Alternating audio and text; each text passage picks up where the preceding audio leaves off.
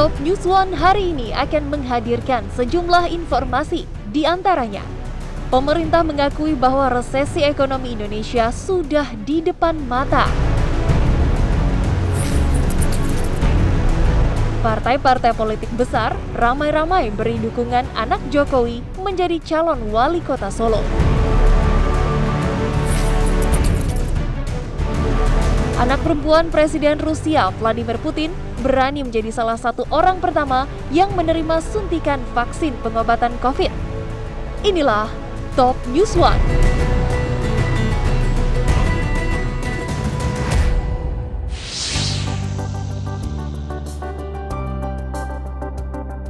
Dampak pandemi COVID-19 terhadap perekonomian ternyata lebih lama dari perkiraan. Sama seperti negara-negara di tingkat global, Indonesia diperkirakan tidak bisa terhindar dari resesi ekonomi. Dalam proyeksi terbarunya, Menko Perekonomian Airlangga Hartarto memperkirakan ekonomi Indonesia di kuartal ketiga ini masih akan berkisar di minus 2 hingga minus 1%. Hal ini akan melanjutnya pertumbuhan negatif 5,32% di kuartal kedua lalu. Dengan kinerja pertumbuhan ekonomi yang 2 kuartal negatif, maka Indonesia akan memasuki resesi ekonomi.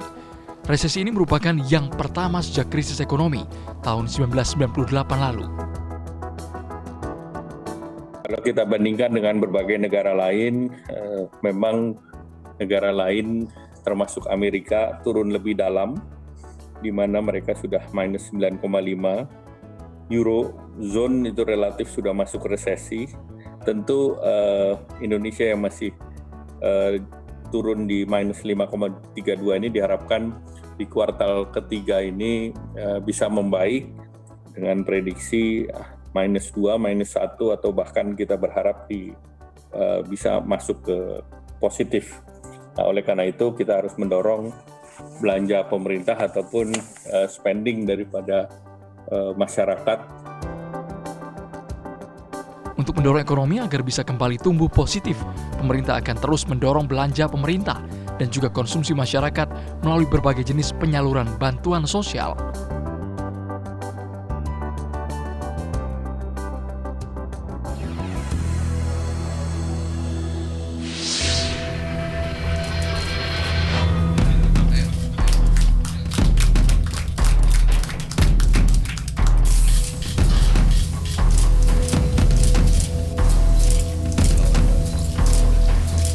Ketua Umum Partai Golkar Airlangga Hartarto secara resmi menyerahkan surat rekomendasi kepada putra pertama Presiden Joko Widodo, Gibran Rakabuming Raka, yang berpasangan dengan Teguh Prakosa untuk Pilkada Solo 2020. Rekomendasi secara langsung diserahkan Airlangga kepada Gibran di kantor DPP Partai Golkar. Pada pertemuan ini, Partai Golkar menyerahkan surat dukungan kepada Mas Gibran dan Mas Teguh untuk maju dalam pilkada di Solo. Dan dengan diserahkan ini dan dihadiri oleh Mas Gibran, ini adalah simbol dari kerjasama antara Partai Golkar dan PDIP. Gibran meyakini kerjasama dengan Partai Golkar akan menambah kekuatan mesin politiknya di Pilkada Solo. Rekomendasi ini adalah sebuah tanggung jawab dan sebuah amanah untuk bisa memenangkan kontestasi pada 9 Desember nanti. Dan dengan kerjasama dengan Golkar, tentunya ini akan menambah kekuatan politik untuk bisa memenangkan kontestasi ini.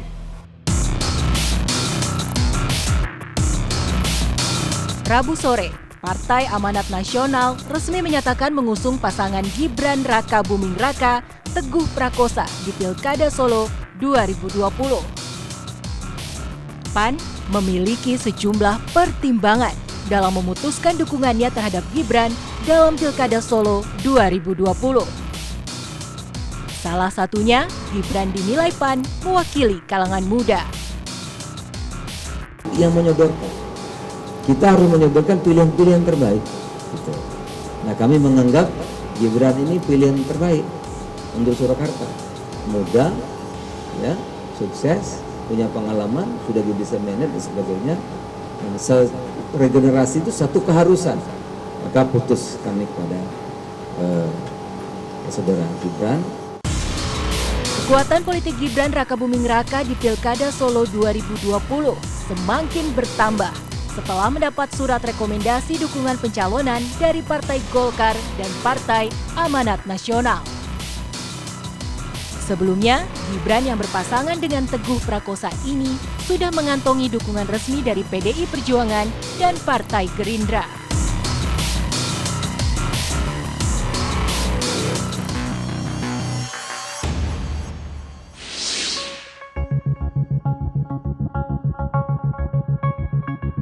Dari rekaman kamera pengawas minimarket di Jalan Kedep Gunung Putri, Desa Telajung Udik, Bogor, Jawa Barat, kejadian diketahui pada Minggu dini hari.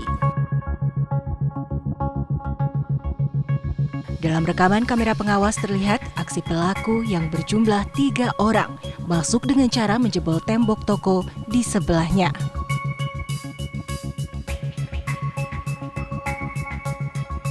Pelaku membobol mesin ATM menggunakan alat las.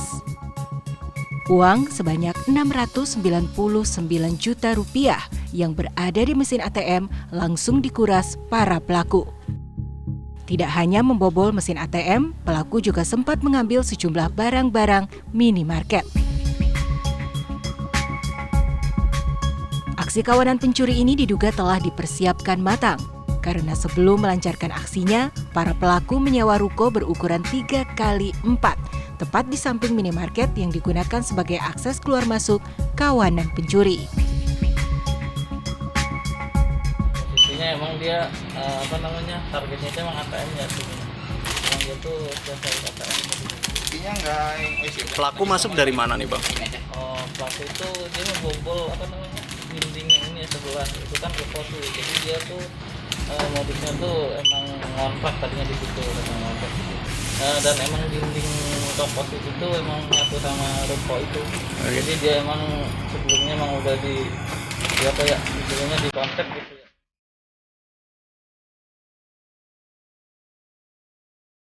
Kasus ini kini tengah ditangani Polres Bogor.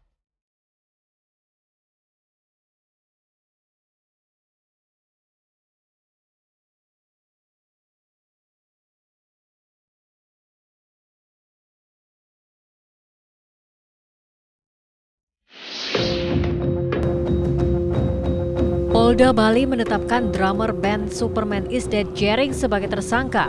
Jerings ditetapkan tersangka atas ujaran kebencian yang menyinggung Ikatan Dokter Indonesia.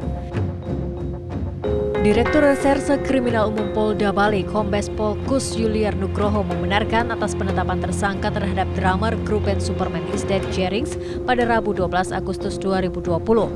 Bahkan pria bernama asli Igede Ari Astiana langsung ditahan. Dalam kasus ini, Jerings dijerat Undang-Undang ITE nomor 11 tahun 2008 dengan ancaman hukuman 5 tahun penjara.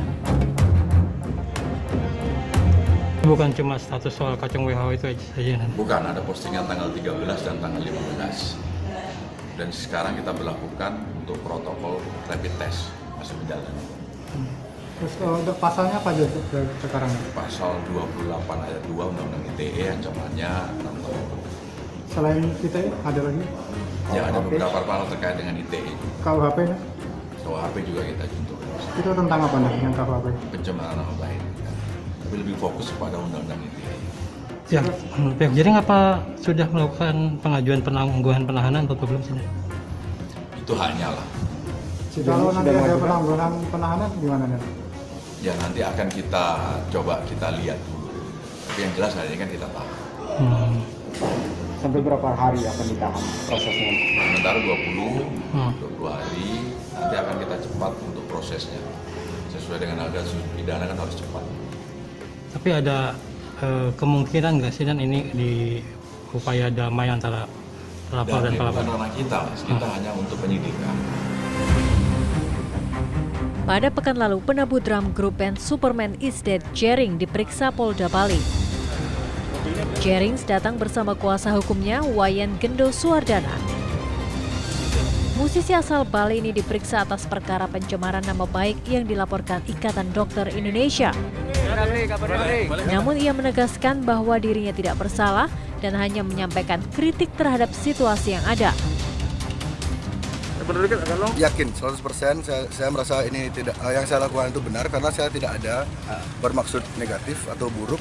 Jadi yang saya lakukan itu murni sebatas kritik, ya, kritikan sebagai warga negara. Saya memang benar minta maaf sebagai bentuk empati saya kepada kawan-kawan ini karena saya ingin menegaskan sekali lagi saya tidak punya kebencian, saya tidak punya niat menghancurkan atau menyakiti perasaan kawan-kawan di IDI. Jadi ini 100% sebuah kritikan.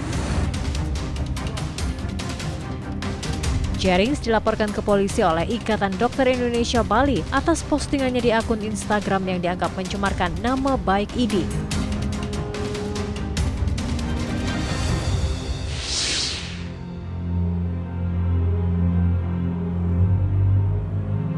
Ninuk Trihartini, perawat senior Rumah Sakit Delta Surya Sidoarjo, Jawa Timur, dini hari tadi meninggal dunia setelah menjalani perawatan selama 2 hari di Rumah Sakit Umum Daerah Sidoarjo.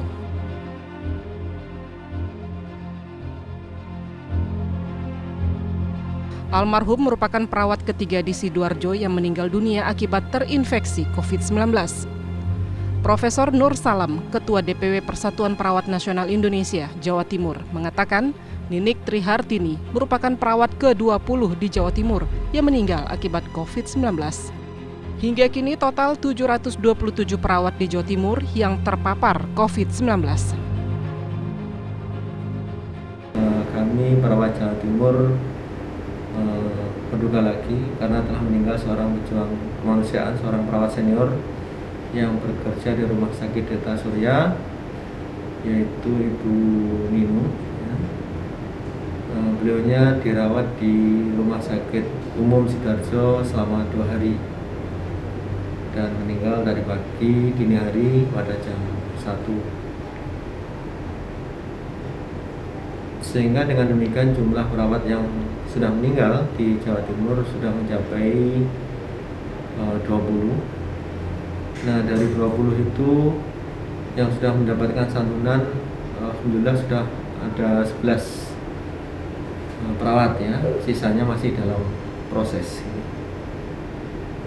Jumlah total perawat terkonfirmasi positif sampai dengan hari ini sebanyak 727.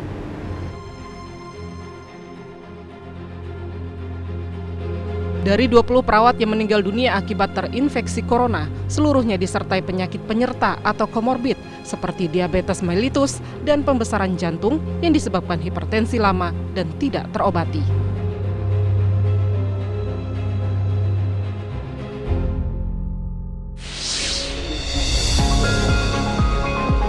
Pemerintah Rusia mengumumkan negaranya telah menciptakan vaksin virus corona pertama. Keberhasilan vaksin pertama di dunia ini diumumkan langsung oleh Presiden Rusia Vladimir Putin.